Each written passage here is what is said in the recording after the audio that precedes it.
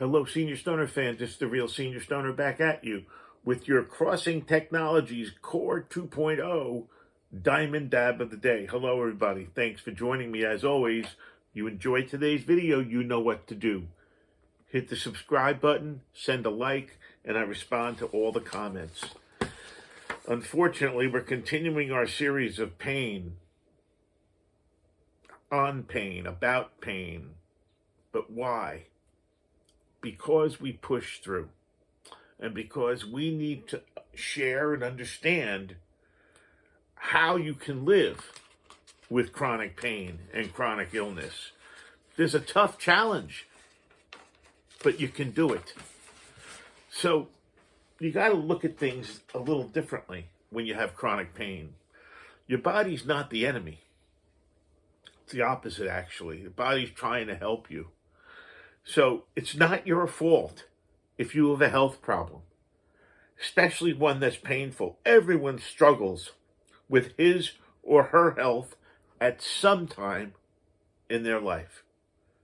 So don't make things worse by adding self-blame to our list of challenges we have to deal with. You see, accepting that life is uncertain, unpredictable, and doesn't always conform to our wishes is the first step toward making peace and understanding what's gone on. So you got to make peace. We got to stop spending our time, our precious time, worrying about how other people around us view our medical conditions. Do they validate them? Do they take them seriously? Do we look ill? Gee, we don't look like we're in pain. So we got to just keep forgiving ourselves and stop it already. If it takes it over and over again, we got to forgive ourselves over and over again. And when we finally realize that we're not taking good care of ourselves, you got to forgive yourself immediately. You got to take a look at how and why we acted as we did and learn from our mistake. But it has nothing to do with our sickness, illness, or bad health. Self-forgiveness is a form of self-compassion. And self-compassion is a very important thing when dealing with pain. You know, one of the things we always talk about is trying to be around people that support you. Well, don't you think you should support yourself also? People do a terrible job supporting themselves, especially either preparing for or dealing with illness and pain. So many people surround themselves with people that they're very, very comfortable with. Family, close friends only, okay? You kind of go back to a nesting syndrome. But you know what? Some of your family and friends may let you down now and then. So everyone feels let down at some point. Sometimes it has to do with other people. Sometimes it has to do with us. But with practice, we can turn relationships into better relationships. People feeling happy even through the pain. And now that sounds, I know, very contrary. But we have to teach ourselves. We have to teach ourselves that as we approach our lives, it's okay what's happened if we're isolated from the pain, if we're lonely for the pain, because of the pain, okay? You know, one of the things that's important to do if you're by yourself is help other people. Reaching out to others to help them will ease your pain. It'll ease pain of isolation. So, one of the things that you have to remember, I think, is, let's say you turned everything around. Let's say I got a brand new bionic back, okay, and other things, but primarily by a bionic back, I became the $6 million man, which would be cheap by today's standards, okay? Guess what? You're still not going to be perfect. Okay, so no matter how much we work at it, no matter how much we try, we're still not going to be perfect. So for every little bit we get, every little place we go closer to pain-free, every little place we go closer to stress-free, is a place to thank ourselves and thank our caregivers if we have them. You see, in our situation, patience truly is a virtue. Okay? Patience can help you weather the storms without exacerbating your symptoms. It's a real skill to be mastered when dealing with pain. Patience. Whether it's patience, oh my God, what do I do if my medicine runs out? Think about how people get when those situations arise. Patience when, oh my God, I can't get in fast enough to get a treatment to make myself feel better. Doctor can't make me feel better.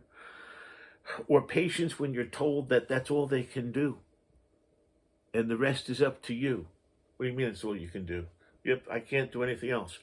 So sometimes you have to realistically assess that you have to just give up and work on letting whatever the situation is kind of go. Sometimes you have to make room for what I would call a new way of life. That's right. You actually have to do that with very rare exceptions, okay?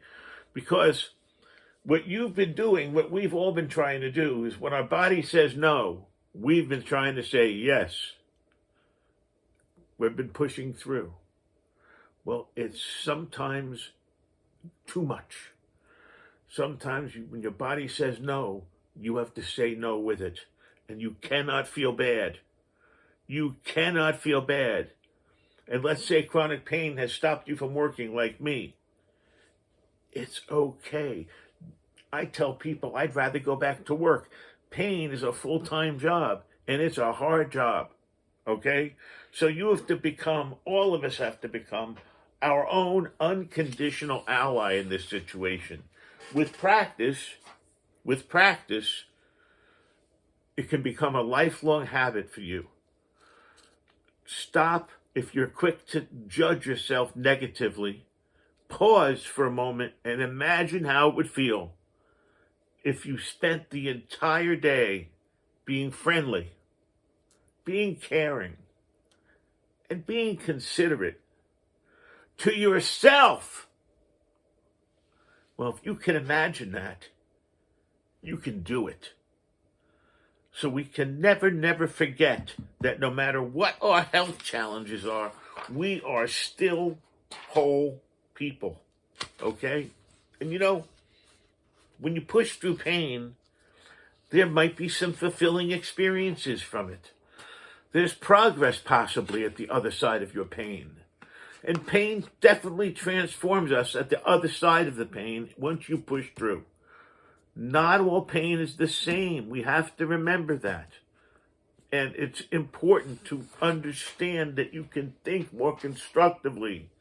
You can improve with alternatives. Instead of, wow, what a crappy day it is today, you wake up and say instead, what a nice day it could be. Okay?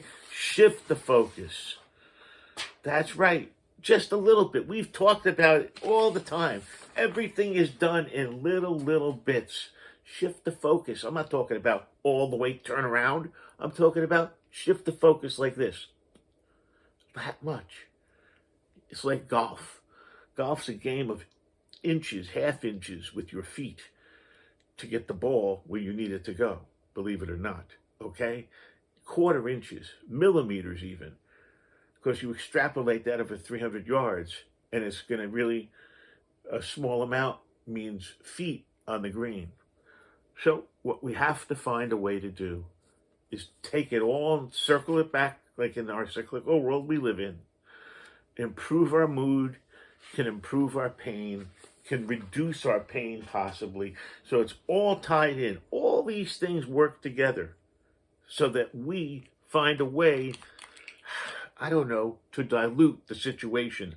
I'm a person who believes in taking sharp-edged situations, and there are plenty of them out there, we all know, plenty of sharp-edged situations, and turning them into soft edges, curves.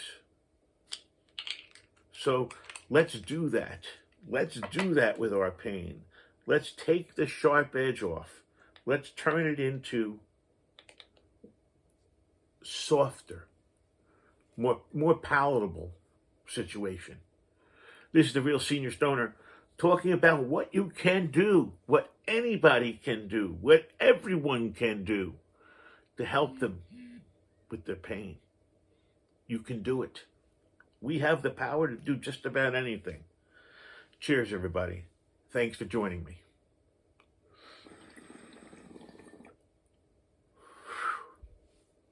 What a knockout hit this would. If I took that all the way in, I'd be retching right now. Sure does taste good.